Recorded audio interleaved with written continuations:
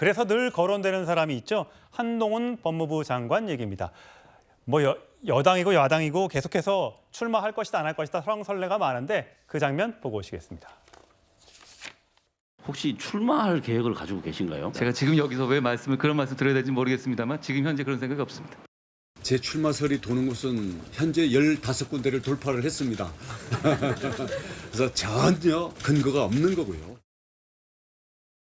자, 이민찬 부대님, 뭐 심평 변호사라고 과거에 이제 윤석열 대통령의 멘토로 불렸던 분이 한동훈 연말 정치권 부름 응할 수도, 원희룡 장관도 총선에 출마하려는 듯, 뭐 대통령이 신당 창당 생각한다는 말도 있다. 뭐 이렇게 라디오에 나와서 하는 바람에 대통령실에서는 절대 그런 일이 없다. 황당무계하다 반응이 나왔습니다만 그 앞부분에 있는 한동훈 원희룡 장관의 출마설 어떻게 보세요?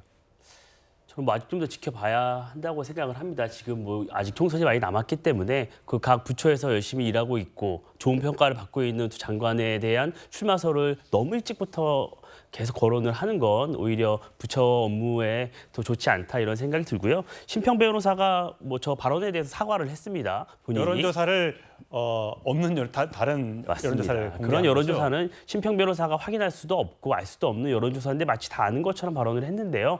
저는 그런 일은 다시 있어서는 안 되고 예. 대통령실도 심평 변호사와 같이 교감이 없다는 걸 말씀을 하셨기 때문에 더 이상 심평 변호사에 대해서 대통령의 멘토다 이런 언급은 이제 없어야 된다고 저는 생각을 합니다. 그래서 저는 뭐 당장 내일 총선이 치러지면 누굴 찍을 것이냐 뭐 여러 얘기가 있지만 더 잘하라는 채찍으로 저는 생각을 합니다. 그래서 윤석열 정부는 특히 과거 정부와 다르게 여러 논쟁적인 사안에 대해서 회피하지 않고 화두를 던지고 대안을 제시하려는 노력을 하고 있기 때문에 조금 더 지금 아직 평가를 더 충분히 받지 못하고 있다는 생각을 합니다. 그렇기 때문에 무당책이 많은데요. 저희가 내놓는 이런 개혁안이 어떻게 국민들에게 평가받고 어떻게 만들어지는지를 조금 더 지켜보고 그분들이 어떻게 평가하는지에 따라서 앞으로 총선 결과가 달라질 것이라고 생각합니다. 예, 한동훈 장관이 어떤 때는 야당과 격렬하게 싸우기도 하고요. 어떤 때는 또 이승만 전 대통령을 또 칭찬하기도 하고 또 기업인들을 또 칭찬하기도 하면서 여러 가지 다양한 모습들을 보여주면서 스펙트럼을 넓혀가고 있습니다.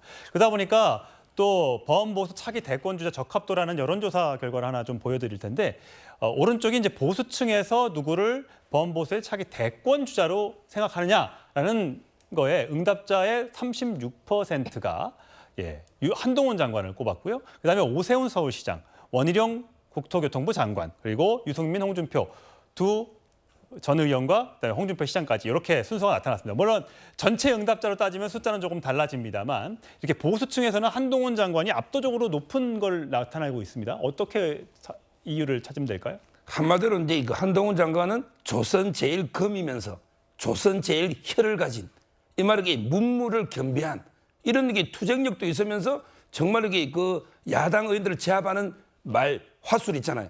이런 게 아마 지지율의 원인이 되고요. 제가 보기에 원희룡 장관은 무조건 출마합니다.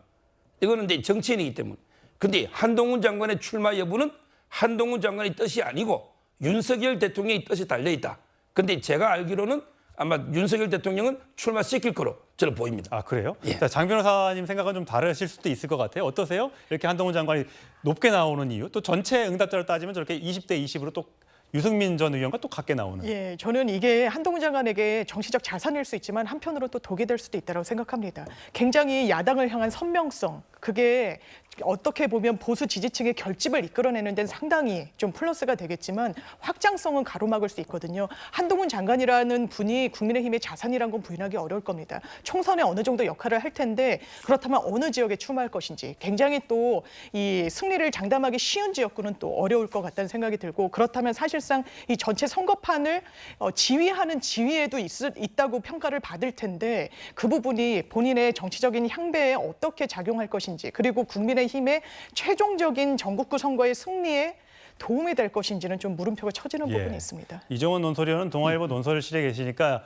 여러 가지 사설도 쓰시고 할 텐데 어떻습니까? 본인이 기자들 사이에서는 이 한동훈 장관에 대한 평가가 어떻습니까? 기자들 사이의 평가와 사실 일반인들 사이의 평가는 다른 것 같습니다. 한동훈 장관 같은 경우는 취임사부터 그 유튜브에서 조회수가 아주 이례적으로 100만 조회수를 넘기면서 굉장히 인기를 끌었던, 그리고 그 지금 그 뭐 국감이라든지 이런 데서 이제 야당 의원들과 부딪히는 이런 모습들이 뭐 일반인들 사이에서는 굉장히 시원하다, 사이다다, 뭐 예. 이런 여러 좋은 평가를 받고 있지만, 사실 또 언론이나 뭐 정치권에서는 조금 너무 가벼운 게 아니냐, 너무 나가는 게 아니냐, 이런 문제 지적도 받고 있기 때문에, 그러나 역시 선거는 대중성이기 때문에 본인이 이렇게 좀 장점을 어느 정도 더 부각시키고 그러면서 단점을 이렇게 조절해 나가느냐 하는 건 사실 본인한테 달려 있을 네. 것인데, 그럼에도 불구하고 그 대중성이라든지 스타성이라든지 이런 거에 있어서 가장 유력한 후보 중에 하나인 것은 분명합니다. 네, 과연 내년 총선에 어떤 사람이 어떤 기치를 가지고 나올지 많은 국민들이 관심을 가지고 계십니다만, 아직 12월 정도는 돼야 그 정도의 윤곽이 좀 드러날 걸로 예상이 됩니다. 자, 국민들이 열심히 지켜보고 있다는 사실 정치인들이 좀 알아줬으면 좋겠습니다.